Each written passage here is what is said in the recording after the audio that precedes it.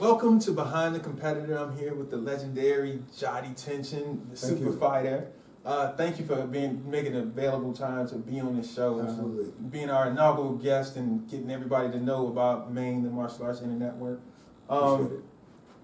So let's get into it. We're going to start off. This type of interview that when you guys see me doing an interview, it's going to be a very in-depth interview. We're not just going to talk about regular, hey, how did you, we can just start karate. We'll go into that, but I mean, I want the mentality of when you were in it, that psych, that when you first stepped into the karate school in what, 1989? Yep. Yeah, and you stepped in there, what was it like for you? Okay, well, let's back up first off. I got one question. You were born in Brooklyn. Yes. First 10 years you were living in Brooklyn. Yes. And you went to the Bronx. Yes. So do you identify with Brooklyn or the Bronx? The Bronx. I get slack for that, but I identify with New York, but the Bronx, absolutely. That's why I was molded. Like we're all the Bronx. No, go ahead. Brooklyn. I know a lot of things from Brooklyn. From the roadies to the beef patties and the West Indians and stuff. Because I used to live on Church Ave. Marble Projects, where I used to live in the beginning when I was a little guy. Then I moved to Church Ave, and then my mother moved us to the Bronx. So that's where all my karate and 90% of my friends that I have now all from the Bronx. But there's that 10% from Brooklyn. So you're 90% Bronx, 10% Bronx? Yes. Right, there we go. Yeah. All right, so, and then you started you went into martial arts. I read something that you said you went to martial arts because your mom wanted you to be around men because you need to. Yes. I firmly believe that men, you learn how to be a man Absolutely. from watching a man. Men make men. Yeah. So, what made her pick martial arts as opposed to you getting into football or basketball or baseball or something to that? Well, I don't really get into this with a lot of people, but we be having a frank conversation. We grew up in a nation of Islam, right? And the brothers, in the mosque were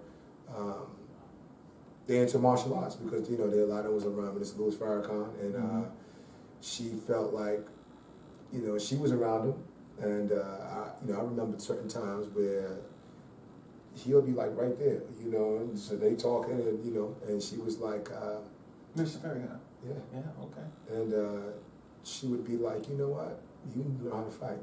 You gonna be around him, you know how to fight, and she would say things like, and it's gonna be good for you, and men make men, and this is gonna help you make you a man. She said, I can make you a gentleman, but I can't make you a man. And that's kind of what transpired for me doing martial arts. And then my instructor, Sharif Nasheed, was the guy who introduced me to tournaments, and that's how it all. That's where it started. Yeah, that's where it all started. So I'm assuming he was Sharif was a very influential person in your life then. And so what was his school like? We worked out on 15th Street and 8th Avenue. It was a dance studio, and we would be there Tuesdays, Thursdays, and Saturdays. And I was the only 13-year-old in that class. So everybody was adults? Everybody was there. I didn't have no peers, like somebody my age, it wasn't any of that. And there might have been, at any given time, if you had 15 people in class, that was considered a big class. But generally it could be like 7, 8 of us. And he was just, he was a serious guy. I took on something like he was like my father almost. And so, because he was a male that I was around all the time, and he was the kind of guy that was like, always told me about positive things to do. He never allowed me to have slang, yo, my man, wasn't none of that going, yes sir, no sir, yes brother, that was how it was. So he was definitely one of the guys that laid the foundation as far as manhood to me and martial arts. And he was very serious about his forms and his self-defense. Sparring was the thing that kind of came third, but he was the guy that introduced me to tournaments. So what was your first tournament, do you remember? Battle of Baltimore, 1990. How'd you do? I took first place in forms and lost in fighting. That is a theme I'm hearing. You may not win that your first time out. You're like, hold on. Let me go back. And I'm like, no, I have to win that. Okay. Do you remember the person who beat you? Are you that dude that's meticulous that you remember the first person who beat you? remember I remember like in the underbelly division, some of the guys that was beating me, but like the first tournament, no, I don't remember the guy who beat me. Okay. And so then, when did you start going out nationally? Then I'm assuming you probably stayed in Baltimore, Philly, Jersey. Well, what happened was then we would do a tournament. We would do two tournaments. We would do the Battle of Baltimore, and we would do KA's tournament, Kevin Thompson. Those are the ones that I remember doing, and Charlie Lee's that I remember doing as an underbelt. And so I would only compete once, twice a year, but I really enjoyed it, right? So I asked him. So what happened was he moved to Washington D.C. and he said to me, "Well, if you want to compete, you got to go with a black belt." Because back then it was a little rough at a tournament. Like you didn't go by yourself as an underbelt. Like that was unheard of, right? You went with your instructor. And he said to me, "Well, if you want to compete, you need to go with a black belt." Remember, now all the black belts are older. They got jobs, careers, families. I'm the young 14, 15-year-old kid. I don't got no job, nothing. So I'm going, listen, can we go to the tournament? It was like, no, I'm not going. I got a job. I'm not doing it. And after I keep hearing no, I was getting a little frustrated. And I remember he said to me, "Well, this is not a tournament school.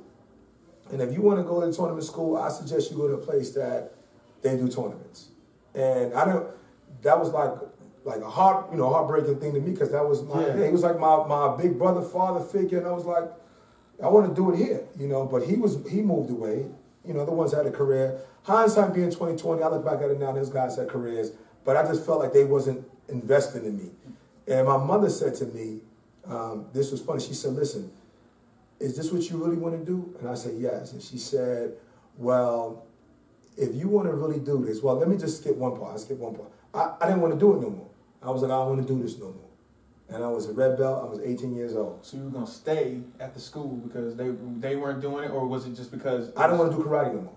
Okay. I don't want to do karate. Period. And did you have a plan what you were gonna do then? No, I didn't have a plan. You know what? 18. You just like I just don't do it no more. Right? I didn't feel like it. And she was like, she was not her head, and she was like, "Well, you don't want to do it no more. Why?" I was like, "Well, I want to do other things. I'm a little bored, And she was like, "Okay. Well, we don't quit in this family, brother." And she said, "We don't quit in this family, brother." And that's not what's going to happen. And I said, well, Mom, I'm 18 now. I think I'm old enough to make my own decisions. And she said, "Yeah, you are 18, but you live in my house." I never forget that. She said, "You live in my house. I make the rules, and there are no quitters in this family." And I was just like, her speech. And my mother was the kind of person that if she said something to you, it wasn't a dialogue. That's what it is. We're not having conversations. And I never brought it up again. And she said, "Don't let me pay for something that I don't see you in." And then I said, "Well, I want to do tournaments." And we went through that process of what I just told you. And when the instructor said to me, "Well, if you want to do tournaments, you need to find a tournament school." And she said to me at home, she said, "This is what you really want to do?" I said, "Yes." She said, "And this is a dream of yours. Don't let nobody stop you from your dreams." Nice. I didn't have a license. And my mother bought me a Sable station wagon from an auction, the big station wagon with the big hatchback, and she said, "This is your car." I have no license, and I said, "Why you got me a wagon?" She said, "Because this is for all the trophies you're gonna win." And I'm driving around. I can say it now, 5-6 years without a license. I'm driving all the tournaments, crazy. Yep. Nice. So you brought up something that I kind of believe in is from the standpoint of you wanted to quit. Yes. Your mom wouldn't let you quit. Yes. But nowadays, it seems as if, well, if little Johnny doesn't want to do it, he doesn't need to do it. And then they get older, and they never stick with anything. They start something, as soon as it gets hard, they run away from it. Yeah. I'm assuming you have some thoughts on that then. Oh, absolutely. Like, I always tell the parents, and sometimes this is, it's hard, but it's the truth. Like, if you take your feelings out of it, like, kids don't quit, parents do. And, like, I wanted to quit. And sometimes you want to quit not because you don't want to do it, not really because you really don't want to do it. You just don't want to stop laying in the bed. Right. You don't want to stop playing video games. You don't want to stop the activity that you was doing to go to class, right? So it's not that the kid doesn't really want to do it. It's just, and the parent as an adult has to have vision. the parent has to have vision for a child. And when you have parents that just, whatever their kids say they don't want to do, you know, this other parent said to me, you know, I don't force my kids to do nothing. They go to school, right? Mm-hmm. They go to the dentist, right? They take needles, right? They got to eat vegetables, right? You think of it, you told a kid, get up in the morning, brush your teeth, he would do that on his own? Like, we set boundaries. There's no boundaries, there's no respect. So I'm real big on it. I tell the parents, listen, if my mother didn't have vision, I wouldn't be in this situation right now that I'm in.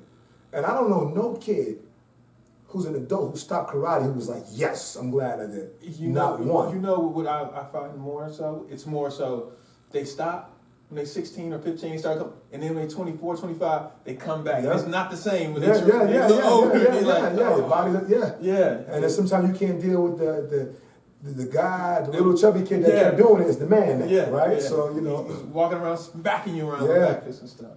All right, so let's get back into some other stuff. Elite, your first, no. Was it Elite or TDS? It was my first team? Your first team was major team. First major team was Elite. It was Elite. Yes. Okay. I want to hear about that experience. All right. Well, this is the crazy thing about the whole Elite thing. We have an honest. Honest. So some people may get mad, but this is the absolute truth from my perspective. I'm just telling you how it was. All right. This is really so when my instructor left, I ran into Master Sabu. Master Sabu lived. Well, just to go back a little bit, because I got to tell this part.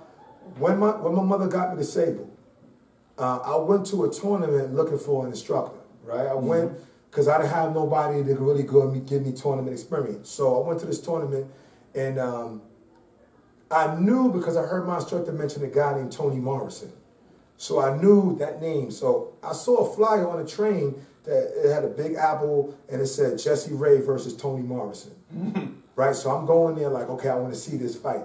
So when I walked in the door, Akin, who just happened to see me from a tournament every now and then, was like, hey man, what's going on? How you doing? Just saying hello. He was like, what's going on with you? And I was like, I'm all right. He said, you fighting today? I said, no, I'm not fighting today. He goes, well, why not? I said, I need an instructor. And he set up. Oh, well, listen, my instructor's over there. And it was this old man with a little Janet Jackson controller hat on. And I walked over to him. I said, could I, I'm looking for an instructor. He said, well, I'm in Brooklyn, and you always invited to come down. So I'm like, okay, I'll get his number. And this is my first time meeting him. So I go sit at this table. I'm at this table by myself, and there's this other guy sitting at the table. And I'm just sitting at the table. I don't know the guy doesn't know me. We don't know each other, but I'm just sitting there. So about after 5 minutes of me just sitting there looking around, the guy goes, man, look, he goes, you look real familiar to me. And I'm going, all right. He goes, where you live at? I said, I live in the Bronx. He was like, I live in the Bronx too. I was like, yeah? All right. So he was like, what school you go to? I said, I go to Stevenson High School. He's like, man, I go to Stevenson High School. I was like, I never saw you before. He was like, where you live at? I said, I'm living on Theory Avenue. So I live in Castle Hill. I was like, all right. So, we just having chit chat. So he's like, listen, I'm going to get some food.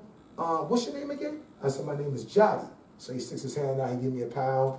I said, your name again? He said, my name is Jesse Ray. So I was like, you the guy that's fighting tonight against Tony Morrison. He was like, yeah. I was like, oh, okay, I'm going to check you out. He said, yeah, it's cool. So he said, I'm going to get some food. You want to come with me?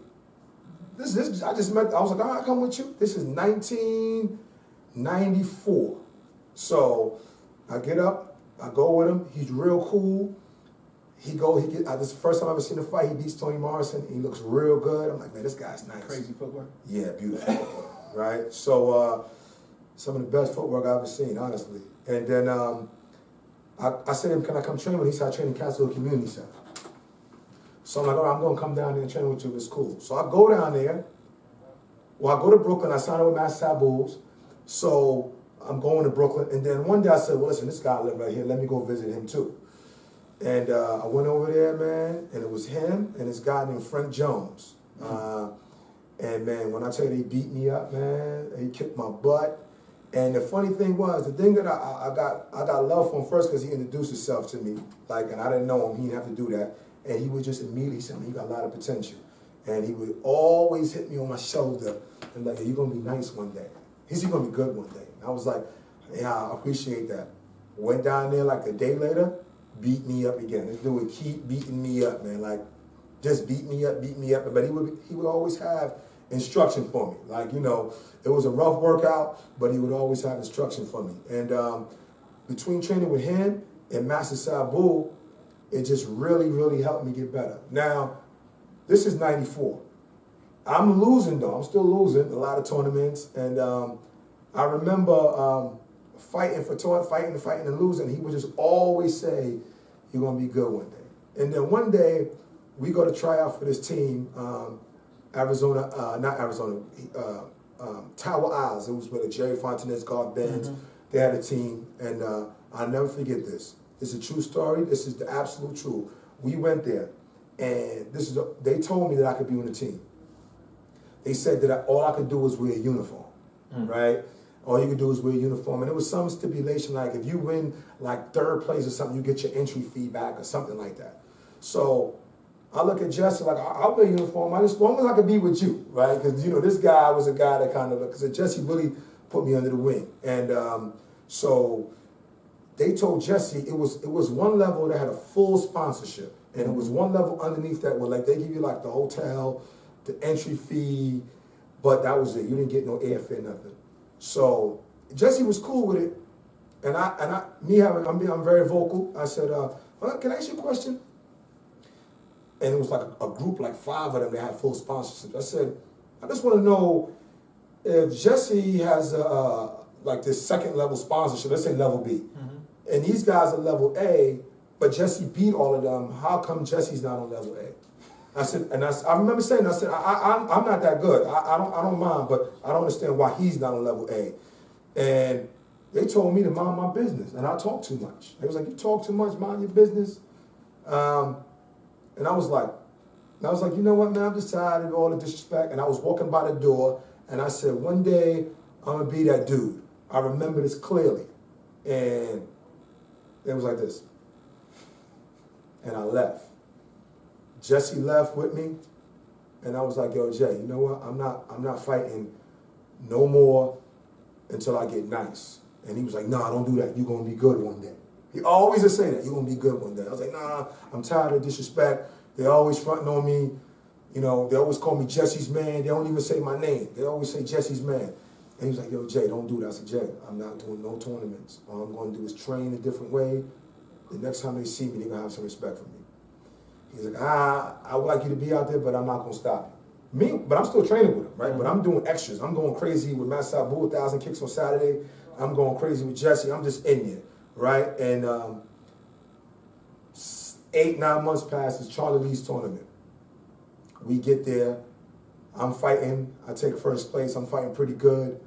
And Spencer walks up to me. And he's like, yo, man, I ain't seen you in a while. What happened to you?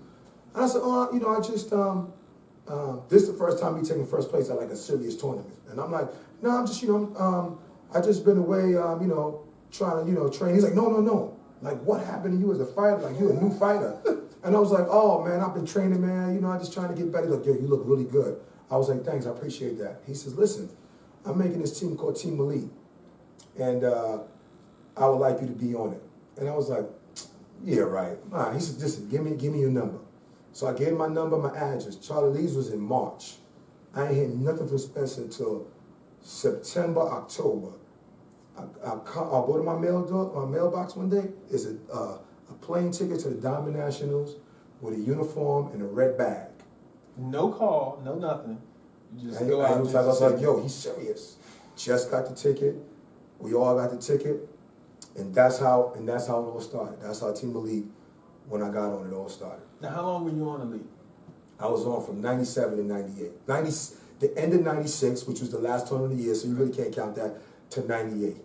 Right. And you want to know how that broke up? I was going to go there. I'll tell you, man. And then, because then it rose into like the TDS or whatever area for a little bit. And then okay, all right, let's go. All right, so what happened was, I remember, all right, so it was me.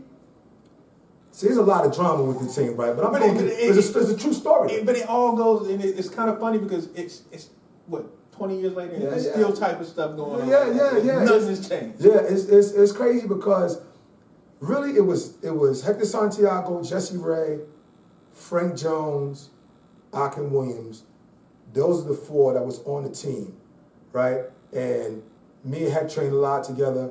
But you know, Jesse, Frank, Akin was my core. Like that was the humble school next level, right? That was Kasugan. It wasn't even next level, it was Kasugan, right? So it was, those are my references, my heroes, those are the guys. And what happened was, first of all, they split up the team. Like, the first coach was Richard Potter and Anthony Price. Mm-hmm. And this is what's crazy. Between Jesse, I remember fighting Brian Roof and getting smoked. Not winning, losing. And brand new to it still. And Richard Potter and Anthony Price pulled me in the corner in 1996 and said, "You the next superstar." Mind you, I just lost. I ain't win no tournament. And there's something about you, you the next superstar. And I was like, you know, that's a plug. That's like Michael Jordan and Kobe saying to you, you're gonna be the man one day, right? So I'm like, that was just like, you know, and Jesse, honestly, always was encouraging. Like he was the type of dude that always would find a way to be like, you're gonna be this guy one day, keep doing it, right? And then, so, you know, that inspired me to want to get to another level. And then what happened was, I remember I took 3rd place to John Payton, because John Payton at this particular time, was giving me fits. Mm-hmm. At this particular time, right? And Mike Pombero had beat Jesse. And we were sitting down at the front row watching the nighttime show. And we're watching these guys fight. And me and Jesse sitting next to each other. I looked at Jesse, looked at me, and I was like, yo, this don't feel good, man. He's like, nah, it don't feel good to me either. And we just had that wanting to be the man, right, thing. And to me, the team was a feel-good thing with the management. Okay. But that wasn't our mentality. Like, we got to the point where we wouldn't even want to shake your hand. Like, if, you know, we bow and, you know, paying a Mike. I remember Mike P. Me and Jesse had this thing. We ain't shaking nobody's hand. I remember Mike P. stuck his hand out to Jesse, and Jesse took a step back and nodded and said, like, no, we ain't shaking hands. And I remember the day when Mike P. beat Jesse and John Payton beat me. Jesse went back to school and we put the names on the walls. We Xeroxed a piece of paper with the names of them dudes all in the community center in the room we was at. And we jumping over chairs. I remember jumping over a chair just like this. I'm jumping over it. And Jesse's right next to me like, Payton. And I'm like, Mike P. We just yelling at, and I remember this, Ocean State, we beat the crap out of both of them. I'll never forget. I mean, we beat them bad, right? So, but that was just me and Jesse. So what happened was we was in Charlie Lee's, and Mallory Woods had beat Didi Baptista, who was the #1 super lightweight. So Jeff Dawson's mother she says, you know, we have our meeting, and she says, and I want everybody to give a congratulations to Mallory Woods for beating Didi. Everybody clapping. I'm on the bed, like, so I said, why we, this is like what I said. I said, why are we celebrating mediocrity? I said, he beat the #1 dude and didn't lose and didn't win a division. Why are we clapping? Okay, so wait. So Mallory beat Didi, but he lost the division. Yes. Oh, and she was clapping. Okay. Because he beat Didi. So I said, why are we celebrating that? And we're not here for personalities. I remember this like yesterday. I remember my exact wording. I said, we're not here for personalities.